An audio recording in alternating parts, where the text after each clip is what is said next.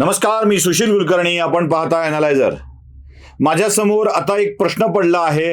मुंबईचे पोलीस आयुक्त बदलले जाणार की राज्याचे डीजी बदलले जाणार?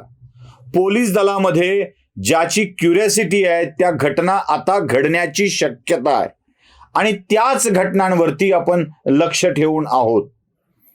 फणसाळकर यांना मुंबईच्या पोलीस आयुक्त पदावर बसवलं गेलं तेव्हा उद्धव ठाकरे यांच्या सरकारचा उत्तरार्ध सुरू झालेला होता. संजय पांडे यांच्या निवृत्तीनंतर फणसाळकर तिथे आले आणि त्यानंतर संजय पांडेंना अटक झाली. संजय पांडेंच्या अटकेनंतर आता पुन्हा आणखी कोणकोणत्या पोलीस अधिकाऱ्यांच्या वरती काय काय कारवाई होणार याबाबतची चर्चा सुरू होती. आणि याच काळामध्ये एक महत्वपूर्ण घटना घडलेली होती, ज्या घटनेवरती आता फुलस्टॉप लागलेला आहे, पूर्णविराम लागलेला आहे. ती घटना अशी होती की त्यावेळेस राज्यातील एक महत्वाच्या पोलीस अधिकारी ज्या गुप्तवार्ता विभागामध्ये काम करत होत्या त्या रश्मी शुक्ला यांनी एक अहवाल राज्याच्या पोलीस महासंचालकांच्या मार्फत गृह विभागाच्या प्रधान सचिवांच्याकडे दिलेला होता. तो अहवाल पुढे मुख्यमंत्र्यांच्याकडे जायचा होता आणि त्यावरती कारवाई व्हायची होती. म्हणजे रश्मी शुक्लांनी आपल्या डीजीना दिला, डीजीनी तो प्रधान सचिव गृह विभागाकडे पाठवला. ज्यावेळी प्रधान सचिव गृह होते सीताराम कुंटे, अहवाल दिला त्यावेळेला. त्यानंतर ते राज्याचे मुख्य सचिव झाले. मुख्यमंत्र्यांच्याकडून त्यांच्याकडे तो अहवाल आला आणि मधल्या काळामध्ये हाच गोपनीय अहवाल देवेंद्र फडणवीसांनी सभागृहात मांडला. काय होता हा अहवाल? गृहमंत्री अनिल देशमुख यांच्या कार्यकाळामध्ये गृहमंत्र्यांचे अनेक समर्थक राज्यातल्या पोलिसांच्या बदल्या बढत्यासाठी आर्थिक डील करत होते आणि त्याचे पुरावे कॉल रेकॉर्डिंग मधून मिळवत होत्या. त्यावेळेसच्या पोलीस अधिकारी रश्मी शुक्ला एक प्रकारे त्या लक्ष ठेवून होत्या. अनेकांची नावं आहेत, अनेकांची. ती नावं आता मी घेत बसत नाही. या सगळ्यांची स्थिती अवघड झालेली होती. आपल्यावर काय कारवाई होणार हा प्रश्न पडला होता आणि अनिल देशमुख वेगवेगळ्या माध्यमातून वसुली करतायत याबाबतची चर्चा सुरू होती. म्हणजे वाझेंचं प्रकरण ताजे होतं, म्हणजे वाझे ताजे होते त्या काळामध्ये, आता शिळे झाले. त्यासोबत परमवीर सिंगांचा बॉम्ब देखील अनिल देशमुखांच्या वरती पडला होता. त्यांचे OSD, त्यांचे PA, PS या सगळ्यांना अटक करण्यात आलेली होती. बरीच माणसं आत गेली, बरीच माणसं आतमधून बाहेर आली. आणि ही प्रक्रिया जेव्हा सुरू होती तेव्हा अनिल देशमुखांना राजीनामा देऊन तुरुंगात जावं लागलं होतं. याचा राग शरद पवारांच्या मनामध्ये होता. शरद पवारांनी डायरेक्ट घोषणा केली होती विदर्भातल्या सभेमध्ये की एकेका क्षणाचा प्रत्येक गोष्टीचा बदला घेतला जाईल, वसूल केलं जाईल असं पवार म्हणाले होते. आणि त्याच वसुलीच्या बाबतीत म्हणजे बदल्याच्या बाबतीत रश्मी शुक्ला यांच्यावरती 2 FIR करण्यात आले होते. पहिला विषय होता तो इल्लिगली काही लोकांचे फोन टॅप करणे आणि दुसरा विषय होता ही सगळी सरकारी गोपनीय माहिती लीक करणे. 2 स्वतंत्र FIR रश्मी शुक्लांच्या वरती दाखल झालेले होते गोपनीयतेचा भंग करण्याचे.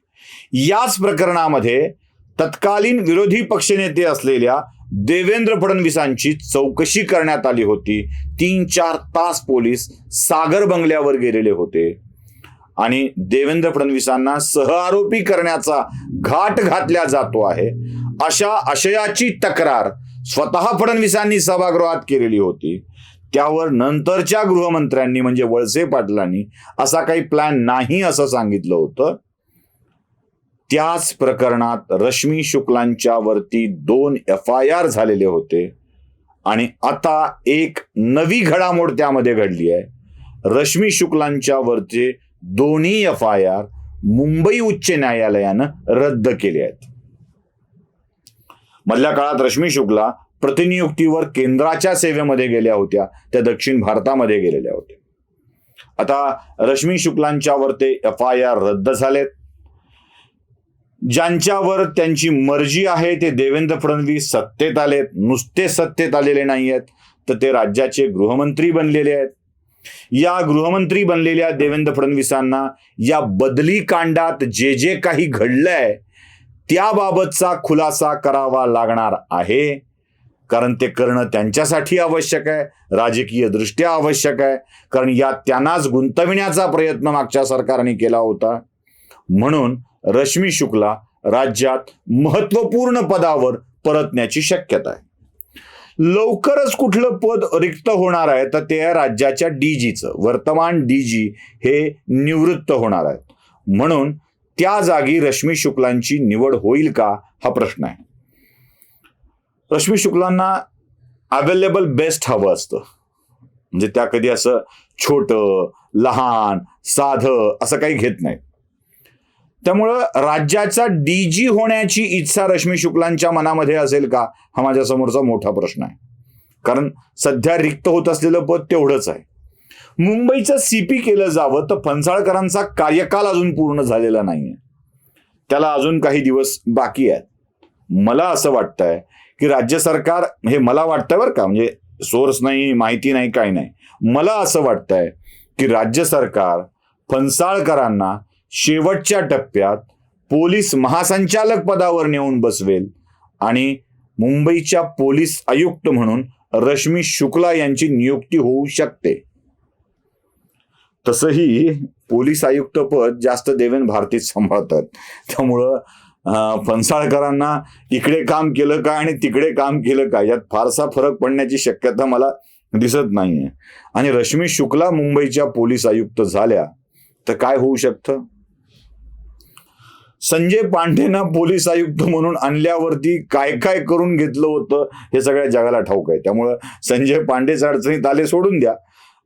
ज्या दिवशी सरकारचं पतन झालं त्या दिवशी संजय पांडे, म्हणजे 30 जूनला संजय पांडे निवृत्त झाले, त्या दिवशी सरकार पडलं आणि त्यानंतर पांडेंची झालेली अवस्था आपण सगळ्यांनी बघितलेली आहे.